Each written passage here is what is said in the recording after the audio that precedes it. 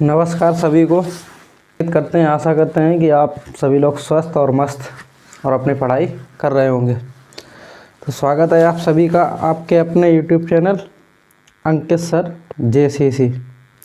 तो हम लोग पिछले वीडियो में पढ़ चुके हैं व्रतों से संबंधित क्षेत्रफल।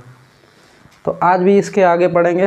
पिछले कुछ सवालों को देखा था, इससे पहले बेसिक जानकारी की थी और आज इसी से संबंधित जो आगे के प्रश्न हैं वही प्रश्न हल करेंगे।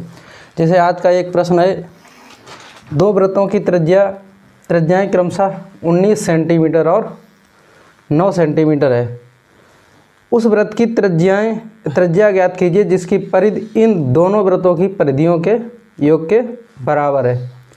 तो देखो इस सवाल को सॉल्व करेंगे। अब इस सवाल को सॉल्व कैसे करेंगे कि इसमें दो त्रिज्याएं दी गई, दो वृत्त हैं। मान लो एक वृत्त ये है, ठीक। उस वृत्त की त्रिज्या दी गई कितनी,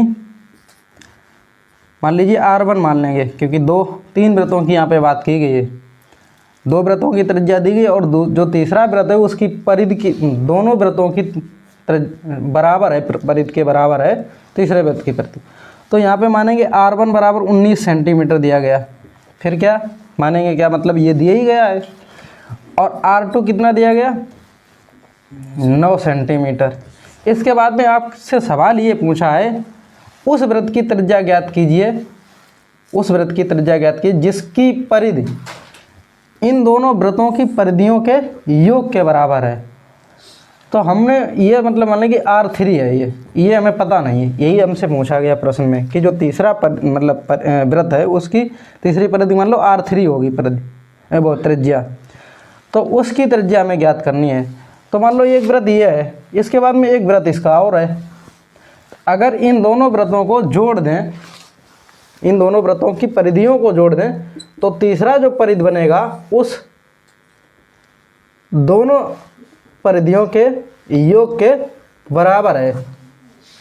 यही कहा गया जिसकी परिधि इन दोनों वृत्तों की परिधियों के योग के बराबर है, उसकी हमें त्रिज्या निकालनी है। तो हमें इस वृत्त की त्रिज्या दी गई कितनी, 19 सेंटीमीटर, मतलब R1 बराबर कितना दिया गया, 19 सेंटीमीटर। ऐसे इस वृत्त की त्रिज्या दी गई कितनी, R2 कितनी, 9 सेंटीमीटर। तो हमें इस वृत्त की त्रिज्या निकालनी है, ये हमसे प्रश्न में कहा गया है, यही पूछा गया। तो देखिए कैसे निकालेंगे। देखो इन दोनों वृत्तों की अगर परिधि हमें दोनों वृत्तों की परिधि अगर देखा जाए, क्या सूत्र होगा, 2πr1, ये इस वाले वृत्त की क्या हुई परिधि, और इस वाले वृत्त की परिधि क्या होगी, जोड़ देंगे क्योंकि इन दोनों परिधियों के योग के बराबर इस वाले वृत्त की उस वाले वृत्त की क्या है, परिधि बराबर है। तो यहाँ पे देंगे 2πr2 और बराबर 2πr3। अब हमें यहाँ पे क्या करना है कि ये तो हमें पता ही R1 कितना है, R2 कितना है। तो यहाँ पे हम क्या करेंगे, अगर चाहो तो तुम यहाँ से क्या देखो 2π कॉमन मिल रहा है, तो 2π कॉमन ले लिया, और जब 2π कॉमन ले लिया तो यहाँ R1 बचेगा, यहाँ क्या बचेगा R2, बराबर में क्या होगा 2πr3। तो देखो 2π से 2π कैंसिल। अब R1 कितना दिया गया, 19 सेंटीमीटर दिया गया, R2 कितना दिया गया, 9 सेंटीमीटर, तो 9 सेंटीमीटर लिख देंगे, बराबर में R3 तो हमें ज्ञात ही करना है। तो 19 सेंटीमीटर और 9 सेंटीमीटर कितना होगा, 28 सेंटीमीटर, 28 सेंटीमीटर और R3, तो हमें R3 तो पूछा गया था। तो यही इसकी त्रिज्या है, उस वृत्त की त्रिज्या कितनी होगी, परिधि त्रिज्या कितनी होगी, त्रिज्या कितनी होगी 28 सेंटीमीटर। तो ये सवाल में पूछा गया, तो आपका ये सवाल सॉल्व हो गया, यही आंसर है। इससे पहले वाला जो कराया था उसमें भी क्या पूछा गया था, त्रिज्या। तो त्रिज्या इसमें भी ज्ञात करनी। तो देखिए सवाल क्या है, दो वृत्तों की त्रिज्याएं क्रमशः 8 सेंटीमीटर और 6 सेंटीमीटर हैं। उस वृत्त की त्रिज्या ज्ञात कीजिए जिसका क्षेत्रफल इन दोनों वृत्तों के क्षेत्रफल के योग के बराबर है। उस वृत्त की त्रिज्या निकालनी है।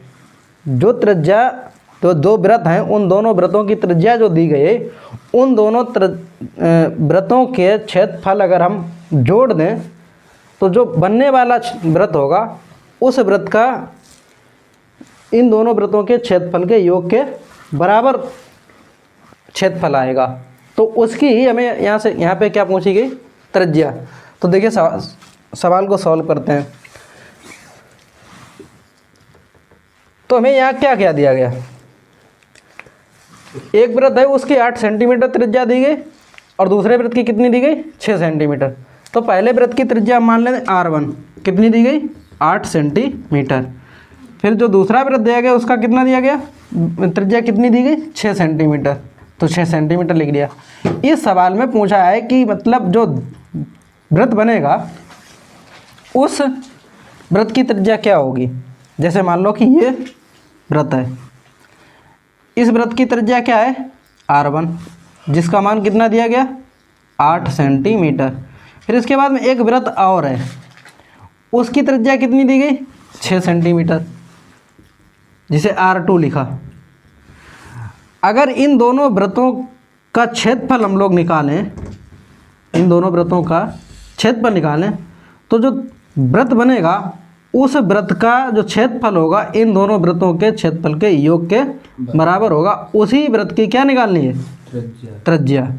ये हमसे सवाल में यहाँ पे पूछा गया है। तो देखो हमें एक बात पता है, ये बात हम पहले ही सिखा चुके हैं पिछले वीडियो में। इससे पहले जो वीडियो बनाया था सबसे पहले इस वृत्तों से क्षेत्रफल में, वहाँ पे हमने इन्हीं चीज़ों के बारे में ज़्यादातर समझाया था कि वृत्तों का क्षेत्रफल क्या होता है, वृत्त की त्रिज्या क्या होती है, वृत्त की परिधि क्या होती है, वृत्त का व्यास क्या होता है, त्रिज्यखंड क्या होता है, वृत्तखंड क्या होता है, लघुखंड क्या होता है, ये सब हमने वहाँ पे जिक्र किया था। अगर वीडियो नहीं देखा तो वहाँ पे जाके देख लीजिए, प्लेलिस्ट में बाकायदा वीडियो पढ़ें। जैसे हमारे चैनल पे जाओगे उसके बाद में होम और वीडियो प्लेलिस्ट पे अगर जाओगे तो एक ही की प्लेलिस्ट बना दी, इसकी प्लेलिस्ट में देखना पड़ेगा वीडियो को। तो क्या करें, वृत्तों का क्षेत्रफल या वृत्त का क्षेत्रफल क्या होता है, सबसे पहले हमें ये पता होना चाहिए। तो वृत्त का क्षेत्रफल क्या होता है, वृत्त का क्षेत्रफल पाई आर स्क्वायर।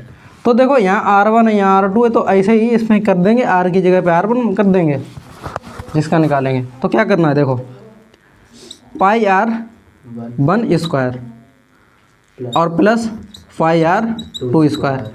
तो इन दोनों वृत्तों का क्षेत्रफल के योग करेंगे, योग का मतलब जोड़।